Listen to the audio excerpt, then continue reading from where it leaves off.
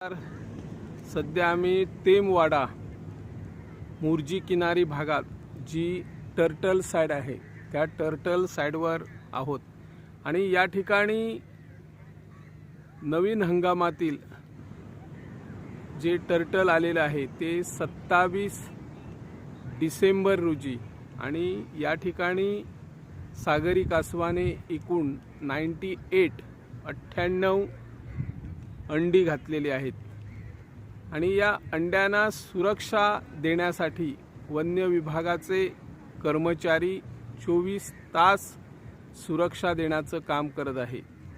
ही जी आरक्षित केलेली जागा आहे ही खास कासव संवर्धन मोहिमेसाठी तत्कालीन मुख्यमंत्री मनोहर पर्रीकर यांनी ही जागा वन्य विभागाकडे प्रदान केली आहे आणि या जागेमध्ये कासव संवर्धन मोहीम यशस्वीपणे सुरुवातीला 1997 ते आजपर्यंत यशस्वीपणे राबवली जाते।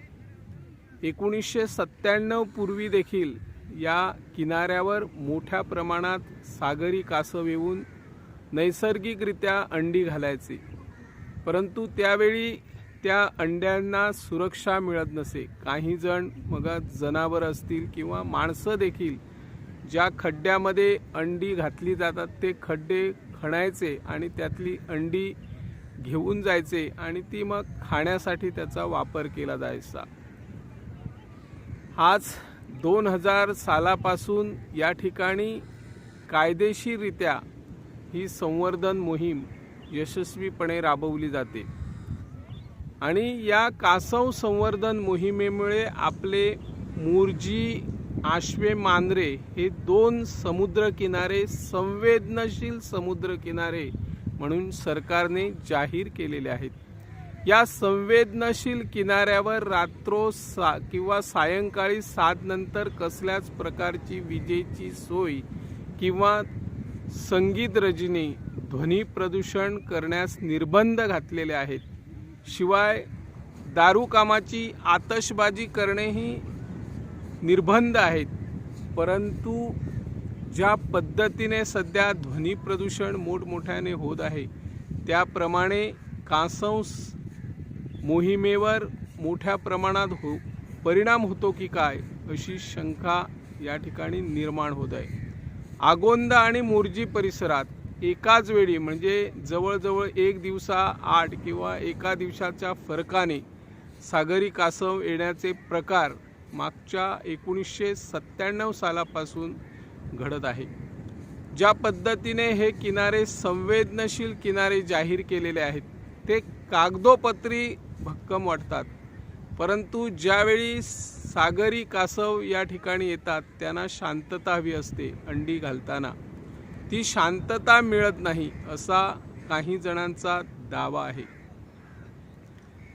संवेदनशील किनारे जाहीर करण्यापूर्वी सरकारने या भागात ज्या किनाऱ्यावर छोटे मोठे व्यवसाय आहेत, पर्यटनाच्या नजरेतून ते महत्त्वाचे व्यवसाय आहेत, त्यामध्ये स्थानिक आहेत, बिगर आहेत, दिल्ली भागातील नागरिकांनी मोठमोठ्या जमिनी या किनारी भागात घेऊन हॉटेल, रेस्टॉरंट, नाईट क्लब उभारलेले आहेत आणि एकदा पर्यटन हंगाम सुरू झाला की या ठिकाणी मोठ्या प्रमाणात नागरिक पर्यटक देश विदेशातून येतात आणि एकदा व्यवसाय सुरू झाला म्हणजे तिथं शांतता कुठली, तिथं अशांत निर्माण होते।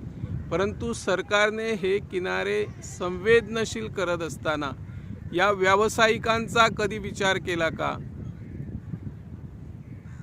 तो विचार करत असताना या स्थानिकांना विश्वासात घेऊन किंवा स्थानिक पंचायती आहे, आमदार आहेत, त्यांना कधी सरकारने विश्वासात घेऊन हे सागरी किनारे दोन्ही किनारे संवेदनशील करताना काही त्रुटी असतील त्यावर चर्चा केली होती का? किंवा कुणाच्या एकाचं हित पाहण्यासाठी हा संवेदनशील जाहीर करत असताना किनारा केवळ कागदोपत्री भरभक्कम वाटतो, मात्र त्या पलीकडे ते काहीही करत नाही, त्या नजरेतून दिसून येतो।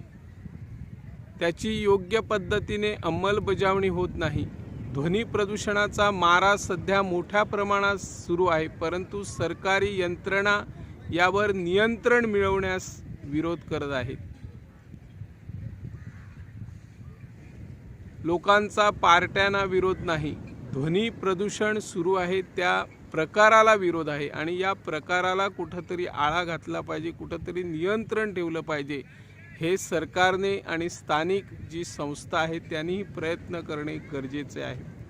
आज कासव संवर्धन मोहीम यशस्वीपणे राबवली जाते। भविष्यात हे पर्यटन परिसर आहे, पर्यटन हंगाम सुरू असतो आणि त्या काळात असे संवेदनशील किनाऱ्यावर ध्वनी प्रदूषण होऊन जर या कासव संवर्धन मोहिमेला बाधा आली तर भविष्यात सरकार कठोर भूमिकाही घेऊ शकतो आणि पर्यटन हंगाम इथला संपुष्टात आणण्याचं काम सरकारच्या हाती येऊ शकतं। याचंही भान आता सर्वांना ठेवायची गरज आहे। कासव संवर्धन मोहीम राबवली जाते, संवेदनशील किनारे सरकार जाहीर करतो, मग त्याची अंमलबजावणी का केली जात नाही असा प्रश्न सध्या निर्माण होतो।